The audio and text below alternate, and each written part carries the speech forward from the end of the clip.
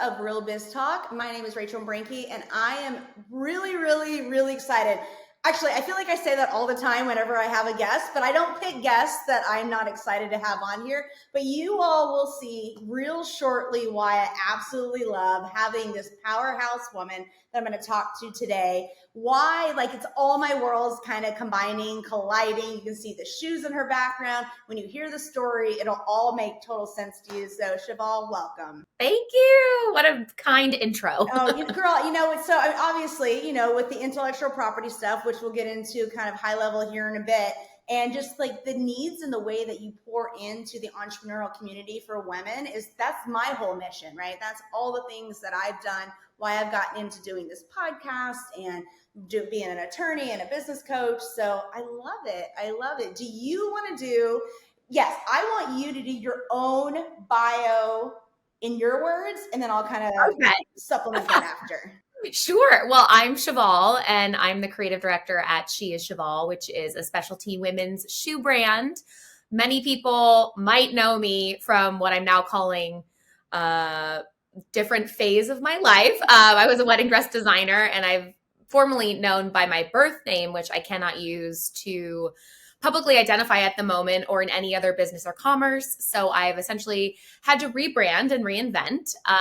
And more recently, we've actually launched a nonprofit called A Girl You Might Know Foundation, which is inspired by the journey I've been through. That kind of wraps around a big lawsuit. But as you know, those details are very nuanced. So I'm sure we'll get into that a little bit later. But yeah, we're just kind of running against the wind. And as a designer growing up, I think I've just really embraced this idea of designing your own destiny now, not specifically designing dresses, but just designing your own destiny. Oh, and I love that because like my whole tagline is kind of like create a real business to live your real life, whatever that means. And it can mean different things for the same person over their years, whether they're forced to because of, legal actions, business decisions, life circumstances, or just if you choose to have a change. I am allowed to say the things in the background here. So I'll give you guys a little bit of a tidbits and we'll put more into the show notes. But if you don't recognize her beautiful face, she is a wedding dress designer that I have always loved.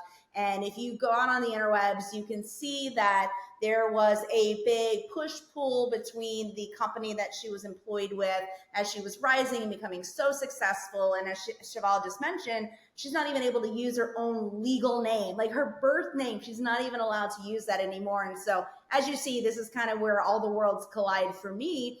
But if you want to research it, JLM Couture is the company. You can, and I'm not going to say any more because I don't want to do anything that's going to get Cheval anywhere in trouble, even though I legally can under First Amendment. But you all can go do the research, and I'll put some links into the show notes as well.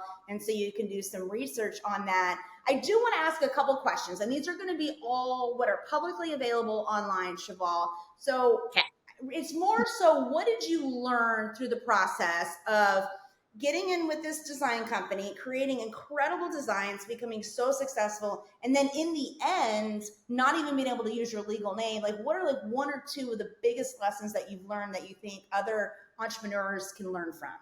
I think it's that you only know what you know, and people are specialized for a reason. I think there's a tendency for creatives to be so hyper-focused on their craft and their gift and what they can provide others that a lot of times they overlook ways in which they need to protect themselves.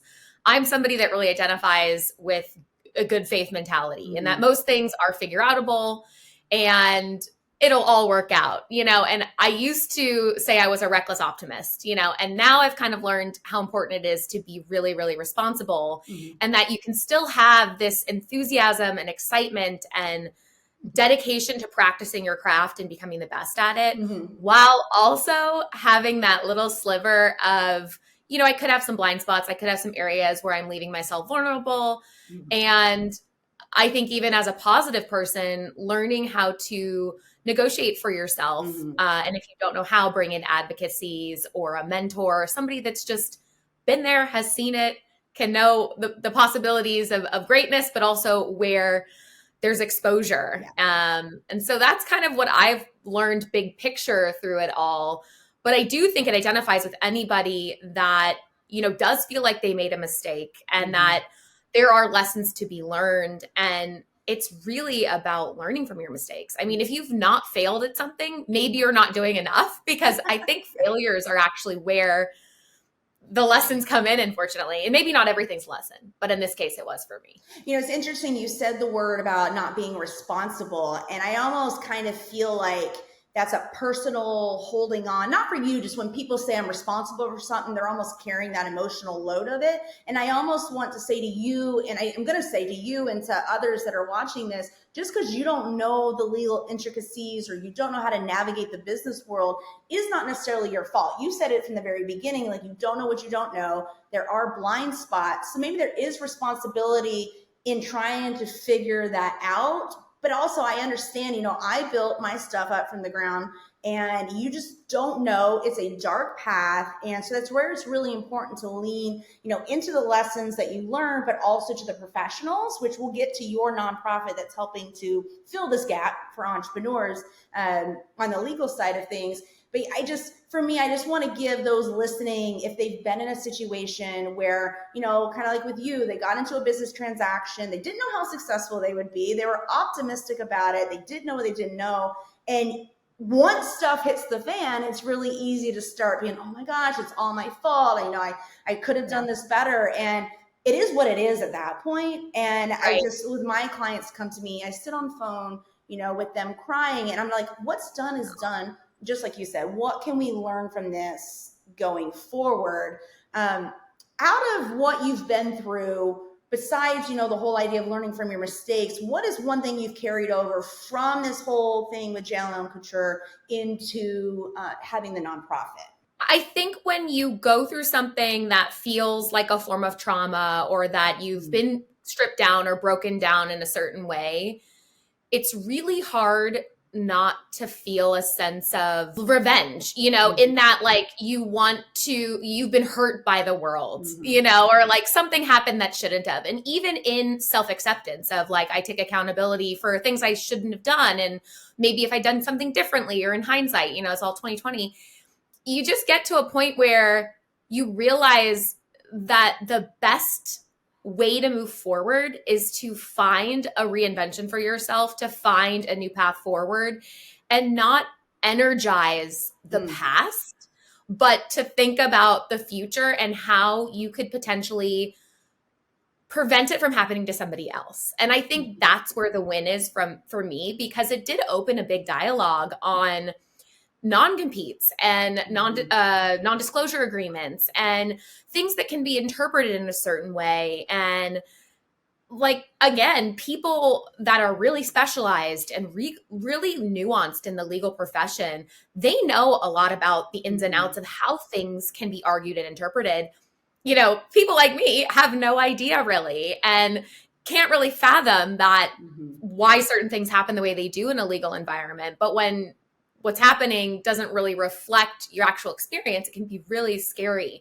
And so that's what's given me a little bit more empowering, like an empowering mindset in that, well, okay, my situation can be an example for somebody else, but what education's needed? What support, what resources, what can we do to make this actually a very positive conversation in setting people up for success on both sides? Because I'm also a business person, and I do understand why we need to have contracts and protection in place, but there's got to be a way for both parties to win. I believe that, and it just takes a little more patience and effort and education.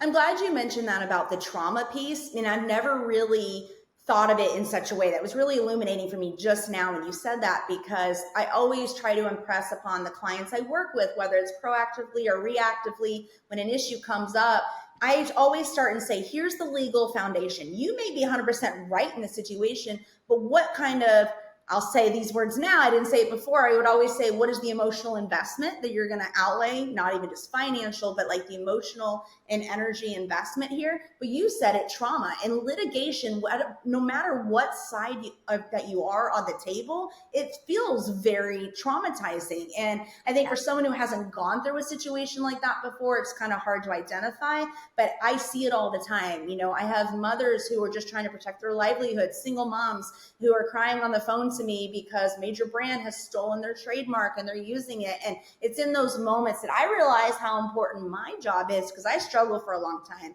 of, am I just one of those greedy corporate lawyers? And no, really, those that I'm working with fundamentally, I mean, for you, it was your legal name that, like, if you just, it just still boggles my mind. Another thing that came up when you were just chatting about this is, and by the way, y'all, we're recording this kind of the end of August. And so this week in the celebrity music news industry, like the Scooter Braun stuff's coming up. So Taylor Swift's old videos talking about her entire, all her masters being sold, Soros family, all this, and the statements that she's made publicly. Those videos are popping up again and again. And while the facts are different, there's so many similarities because, you guys have parallels. You have women that are very empowered, they're creating things, but then at the same time, you're almost getting all these legal roadblocks, and it is traumatizing, and it can feel like it's holding you back. And so I know that, some of you listening, you could be that mom in the suburbs. You're like, I can't identify with these big names. Well, these big names are real people too. And I work with them all the time. And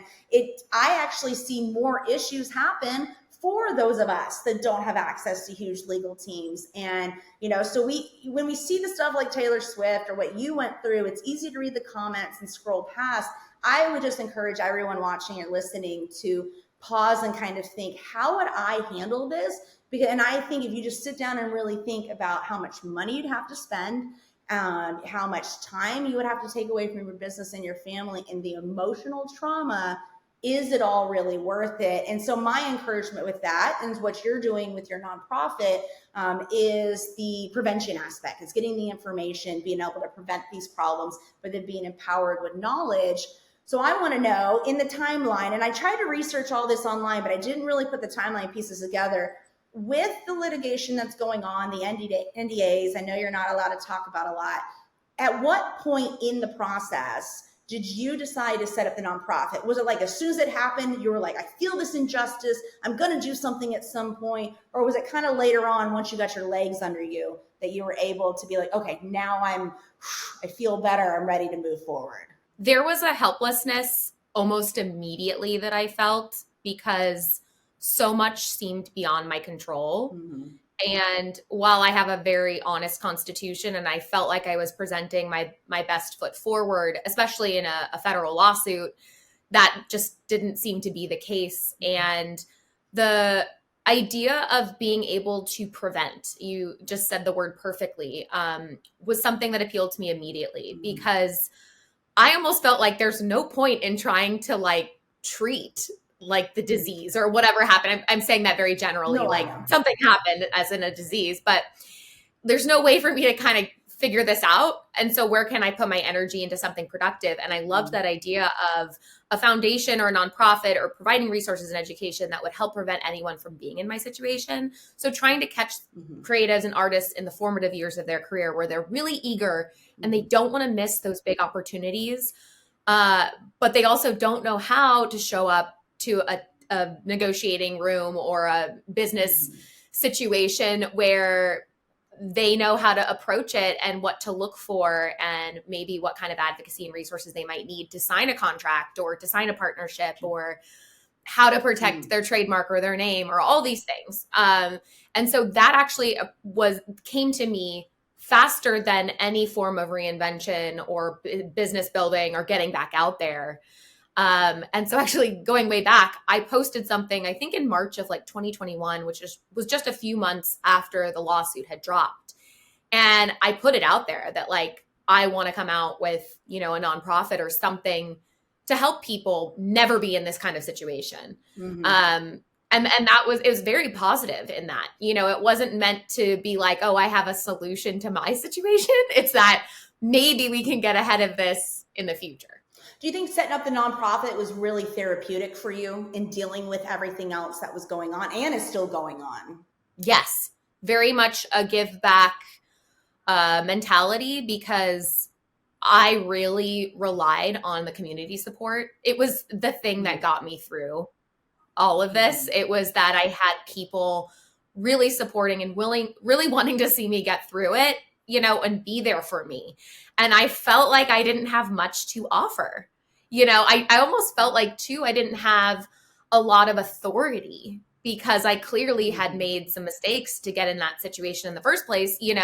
And so it challenged my sense of self and like what I could provide to people, and not being able to practice my craft, or my trade that I had spent so much of my life invested in.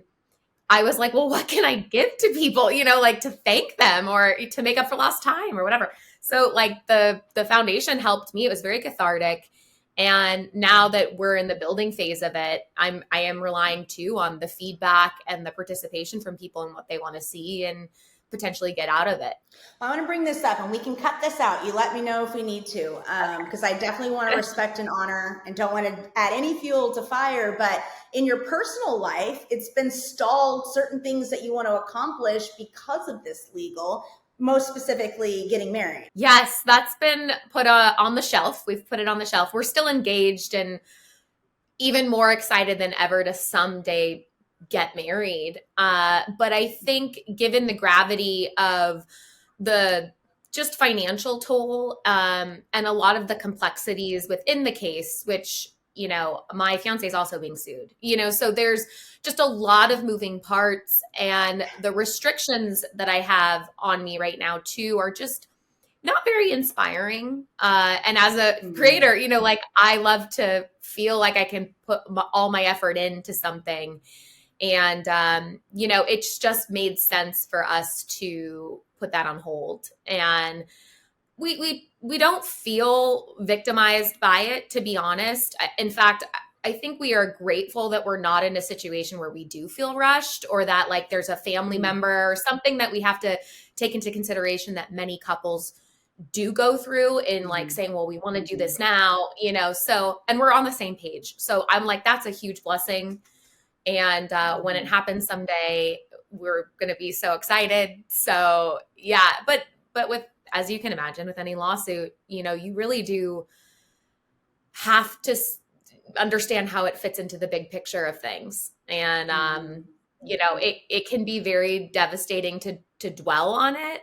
So we've learned to kind of put it in a box and address certain things when we need to, but, find happiness in the day to day and in the pursuit of just a really long-term engagement. And I think I love that you have such a good optimistic attitude about it. And I imagine there's been many nights that it's not been this way, especially in the early days, because I've walked with my clients through that. And I just, I feel like TV does a disservice, even like, social media reels and TikToks do a disservice, because you think, oh, there's a lawsuit, fast forward, you see the jury and you're done. And it's like, no, we're talking years upon years, more basically the equivalent of mortgage amounts spent, right? Like full on houses you could have owned. Instead, you're putting them into pockets of attorneys. And one of the things that I always say, which is what I love about the nonprofit, is that as an attorney myself, I would make more money cleaning up messes, but it's way more stressful. So you got that piece for me as well. But I would rather you pay a tenth of that money and I make less money and prevent on the front end. So when did you have legal come into this? Did you have lawyers prior to the lawsuit happening? Was there somewhere along that path? Or was that like your first real interaction? Because oftentimes that's the case for my clients. They're trucking along, don't really think to talk to a lawyer, no judgment there. We just don't know what we don't know. And then once they get hit with an issue or a lawsuit, that's their first real interaction with lawyers in the courts. Right. I don't remember the exact timeline. And because I do have a very, very public case, I know I can at least share that there was a big period of trying to renegotiate the contract while I was still employed. And that was during the time in which I brought in a legal team, which is much different from a litigation team, as you know.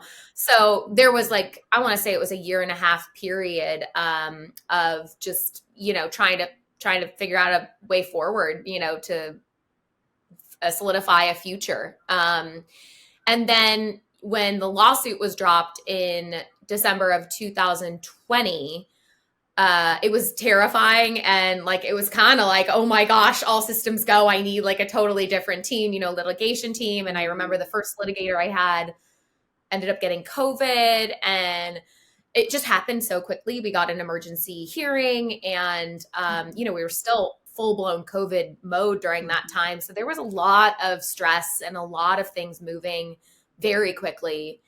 And going back to when I signed my contract in 2011, I did not have counsel. And that's kind of where I go back to in the formative years, and why it's important that even when you're young and you think, we'll figure this out at some point, you do want to make sure that you're addressing all your concerns and asking those questions and taking your time before you jump into something and doing your own due diligence on what opportunities could be out there that don't require certain things. And that's hard as a creative, right? Or just an entrepreneur in general. You get that burning and excitement. And who wants a freaking lawyer to come in with their little black cloud to slow you down and tell you, maybe we need to do something different? Or I get it, because I am also an entrepreneur. I was an entrepreneur prior to being an attorney. So I understand what that feels like. And even sometimes myself, I'm like, ugh, well, luckily I own my own law firm. I can get it done. But, so let's talk about nonprofit or the foundation here. What is the perspective? I mean, we talk about, you didn't have counsel in the beginning. We want people to be, women specifically, to have prevention. So what services is the foundation providing? Is it from the front end, or is it once they have an issue? Are you doing both sides of it? I would say there's a trifecta in that there's like different branches of how we're structuring the nonprofit. So one arm is really just financial resources. It's a grant, and that has an open application deadline for October 1st. And what we do want to provide is financial resources, for the beginning start of your career, or it's, a contract review or potentially hiring a lawyer. So it's just financial funding. And then the middle part is really the curriculum and the education. And that's where, as a nonprofit, we do have to present ourselves as like an information station. We're not actually providing legal advice, but we're having these conversations. We're talking about the experiences we've had, general things that put a plain language shine on like what to look for as you're, putting your feet out there. And then the third branch is advocacy from pro bono legal firms or lawyers that are willing to donate time and actual like Rolodex of referrals, so that we can, if a creative comes to us and says, I'm, an influencer, I've got this agreement, I have no money, could somebody look it over for me? That's where we can kind of tap into that advocacy Rolodex and say, is there somebody that's willing to provide some pro bono services here, take a look and actually provide legal advice in some sense. So those are like the three categories that we're kind of rounding out. Obviously the middle category being somewhere that there's a little bit of aesthetic branding, because we want to be on social media and be entertaining and all the fun stuff that you find on social media, but also provide real information. So that's kind of a fun element for me as a creative. But the other two branches are very complex, and they involve really specialty people. I mean, a nonprofit, as glamorous and sexy as it sounds, you really got to make sure you're setting yourself up for success and be aware of that orange tape. So I love the Rolodex idea, because I kind of have been doing the same thing in my career over the years. I have niched down into specific industries, but even with that, when people come to me and they ask for a referral, because I can't, unless it's intellectual property, copyright, trademark, that's federal. If it's state specific stuff like contracts, publicity rights, and things like that, I'm not going to take a bar in all 50 states. I'm just not going to do it. And I have 5 kids. I've got other things going on. And it's just, I couldn't even handle all of that anyways. So I have been spending, I don't even know, it's almost 15 years at this point, creating a network, a Rolodex of people, because I don't want to just give blind referrals. And you said it very specifically. When someone comes to me and they need a lawyer that knows influencer law, that's so completely different than something down the street. Like, for example, I always joke, you don't want to have your Uncle Tom that did landlord tenant law to be managing your trademarks. He's not going to know it. He might be a really badass lawyer at residential law, but he's not going to know a lot about trademarks. In fact, most attorneys don't know intellectual property or even really contracts. I actually represent quite a few attorneys that have their own businesses for like doing criminal law, other sorts of areas, because it is a complex area. So I love that not only are you taking, here's access points of people that we've talked to and vetted who are willing to help, but then we're drilling it down even more into the niche. While there might be commonality, unless you've actually worked in and done one of those areas, you're going to have baseline knowledge, and that could be better than nothing. So I just love that you're taking it to the next level, because I think that niching specialization is so incredibly important.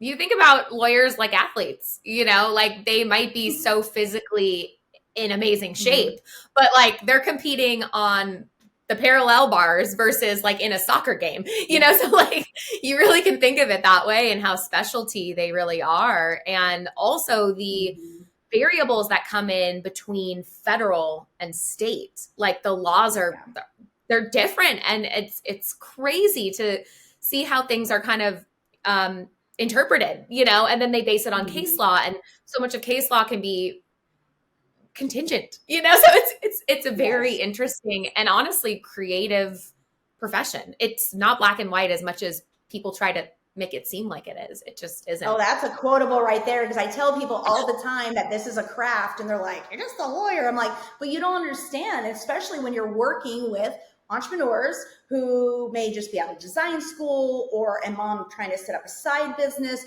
We're not necessarily talking about the most sophisticated, all-knowing people in the world. And even then they need the most like specialized assistance, because they're not lawyers. And so we're normal people. Entrepreneurs are normal people that need the assistance. And yeah, I look at this all the time and think of what a privilege it is to be able to do this kind of work, and how can we better put it out there. So that was one reason I invited you to come on here, because I want to have that accessibility. And I do enjoy that during COVID, we started having a conversation online space a bit more, a lot more people became content creators, and were really pushing into creating their own businesses because they couldn't go to work. They were working from home, or they were forced for childcare. They weren't able to stay in their career. And we had the busiest years that we've ever had, because people were getting into self-employment and entrepreneurship. And my fear, and the reason I bring this up, so if you're one of those that popped up during COVID, set up a business, I'm so excited for you. But if you haven't talked to a lawyer yet, I fear that we're going to see a cycle of, let me back up for a second. During COVID, the majority of people that came to me were those that were already in business prior to COVID. So they're then asking, oh my gosh, do I show up to photograph this wedding? What about the COVID restrictions? What about the venue being closed? What are my legal requirements to my clients? So there's a lot of reactivity. And parallel to that, a lot of businesses were being set up. And what my fear is, and where I think your nonprofit is really going to see an uptick, and we're already starting to see it as well at the law firm, is that those in those few years that set up businesses but did not get that legal help, kind of like you didn't have in the beginning, they're going to start coming back around with issues and needing to do cleanup. So I bring this as encouragement for you all listening. You just heard the 3 prongs, the trifecta of that, the foundation that Cheval has. Look into that, consume the content, because if I had a penny for every single time I heard, I didn't think it would happen to me, I was going to say, I wouldn't be on this podcast. I'd be on an island somewhere. That's not true. I love doing this. So I'd be probably doing this from an island that I own, because I would have so much money at that point. I love it. All right. So the grant piece, that application is closing, you said October 1st. Then you have the education that's being put out publicly. Do you have paid resources of the education, or is it all just forward-facing, public, free for consumption? Public, it's free. Yep. And we try to make it pretty general, that it is informative education or experience-based. It's not actual legal advice. But it's been kind of a unique element too, because we, like with social and branding, everything is kind of seen through a lens of how can we make this exciting, and I think law is one of those areas where you can really amplify and do it in a unique way. So that's a fun challenge for us. Did you think that before this whole situation, or did you think lawyers were boring? Actually, I was always really fascinated by the profession, because it just requires so much academic investment. And I grew up, my dad is a general surgeon. And so, he went to years of schooling. And so I think anyone that puts in that kind of dedication and comes out the other side where it's actually called a practice, right? Like a law practice or a doctor practice.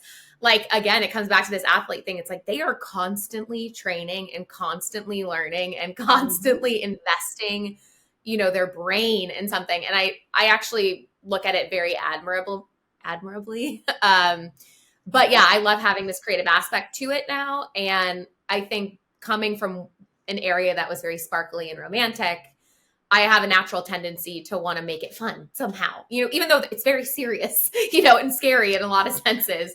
It's just my natural expression. Yes. So, No, and I think that's what's needed. I mean, we just see, like, I've noticed since I've been in the legal profession for so long now, it's moved. I always set up my business that I wanted to work on my terms. I didn't want to be in a 9 to 5 office wearing a suit all the time. I do wear a suit when I go to court because I have to.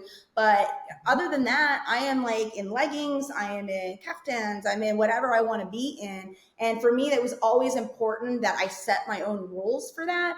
And so I almost adapt. That's my own creative way to inject some of that like creativity into a profession that can feel so mind sucking. And in fact, when I was in law school, I started a photography business, and that's how I really got into all of this, because I felt, you visualize the two sides of your brain. I felt so like heavy, sucked out and pulled down on one, which is like the logical, academic side. I needed that creative side, and I'm not nearly the creative you are, but it was one of those that my body was almost craving creativity. And I just can kind of see almost like the inverse with you, especially with what you've gone through. You have the creativity, but you also have that spark and interest to build up the academic and the entrepreneurship. And yourself, Taylor Swift, and all these wonderful, amazing, empowering women that I see, Beyonce, we're good because we're good at what we do, but I also think we're good because we're really good businesswomen, and we're really in tune with that, and kind of combining it all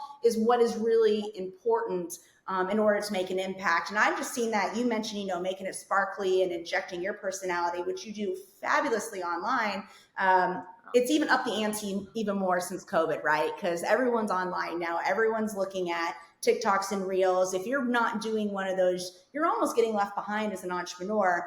I'm going to get hate mail now that I said that. And I raise my own hand. I haven't had time to keep up with my own stuff, but I do encourage those that might be in a field that may feel a little more boring, like legal, or, just put your fun, special spin. And Cheval is one of those, with her talking about this legal over at the foundations, the nonprofit. Instagram specifically is a really good example if you want to learn of how you can kind of make it fun, exciting for a topic that's not so fun, but greatly needed. That's a real thoughtful way to say it. I agree. Thoughtful. I don't think anyone's ever called me thoughtful in my life before. Yeah, I'm keeping that soundbite too. I love it. So, all right. Well, I so appreciate your time. I know you have so much going on. Can you think of any one last piece of advice or lesson that you've learned that maybe surprised you through the process, or that was really hard hitting for you, that might really just turn on a light bulb for those that are watching? I grew up very achievement oriented. And I think the problem with that mindset is that you're always like waiting for Y to happen before X, and it's like, when I achieve this, then I can go on to this. And when you're very dependent on outcomes when you have that mindset.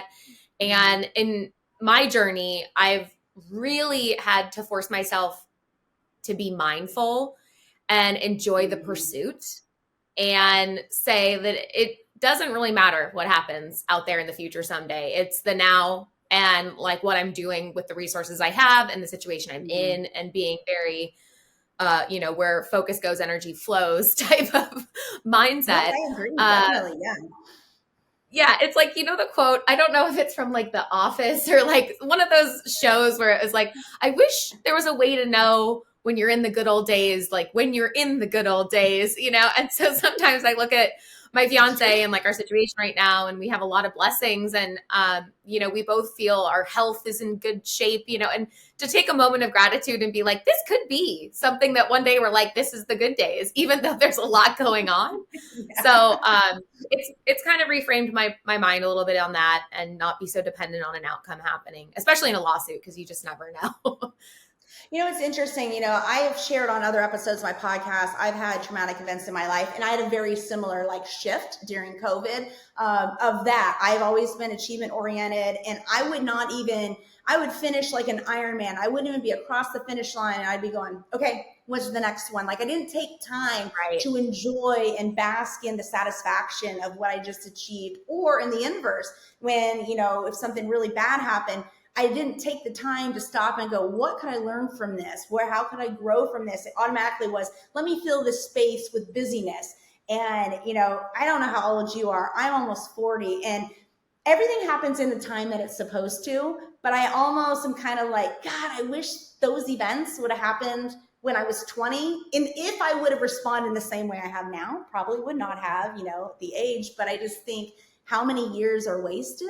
And I say wasted, they're not, they're all compounding to learn.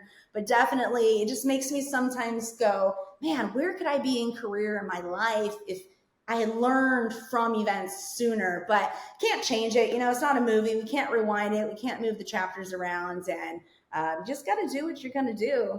So besides the foundation, what else do you have coming up? We are coming up on our 1-year anniversary for our brand launch in October. So just a couple months away from that. And we'll be jumping into season 2, basically.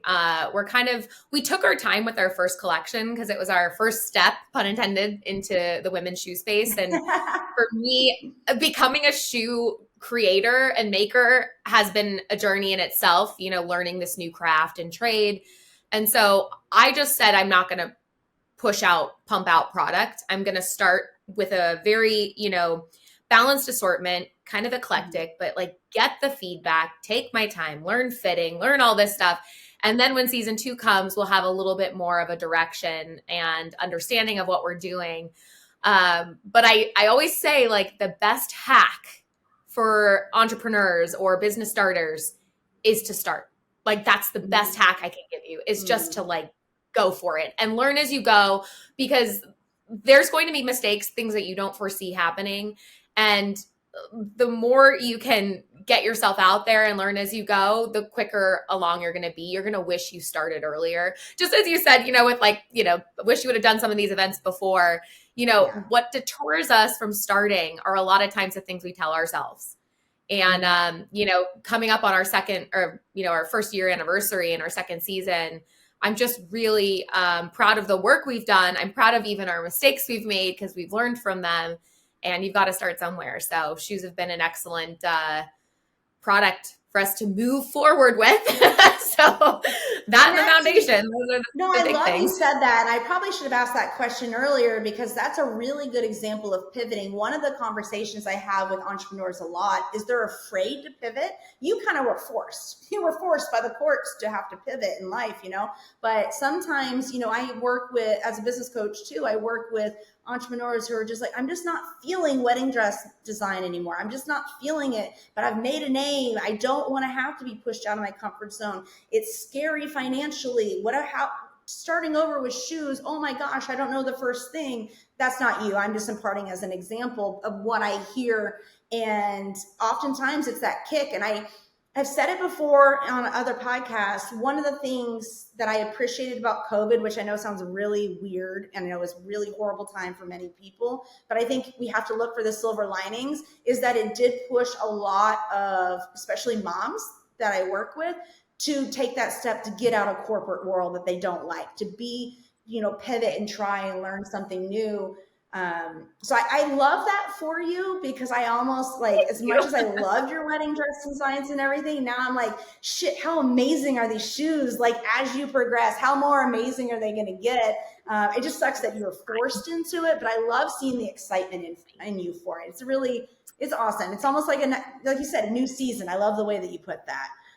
Yes. So everybody, Cheval, thank you so much for your time. This is a little longer than I really wanted to keep you, because I know you're so busy, but you're such a wealth of knowledge and you have a great resource. Everyone, I'm going to drop all of the links into the show notes. And so make sure you go to rachelbrinke.com, and right on the podcast page, we'll have all of that linked there. Please go check out her Instagram as well. I'll link those, all the different ones, even her puppy's Instagram, which is like my favorite one out of all of them. She's a little scene stealer. Oh, Oh, well, thank so you, great. I Rachel. love, like, I'm a big dog person, so I just love, and I have big dogs. And so you make me look at it and go, oh, I kind of could do a small one. I know So all the awesome. dogs. Well, Just thank you so that's much always for the your answer. time. And oh, sorry, what'd you say? I said all the dogs. That's always the answer, big or small. So Just are you going lots to of come dogs. out with a product line for dogs? Oh, you never know. Holiday season's coming up, and Winnie has really been pushing for something. So we'll see. Dog pumps. I Heard it can here see it first. be all the rage. Well, Adorable. that's awesome. Thank you so much for your time. And y'all, don't forget, go over to rachelbrady.com, hop into our Facebook group, Real Biz Talk with Rachel Brinke, and we'll have a thread dedicated to this. So if you have any questions or anything, any things that you've learned from this or your own experiences that are kind of similar that you could help others learn and go from, drop in there. And I will see you guys next time.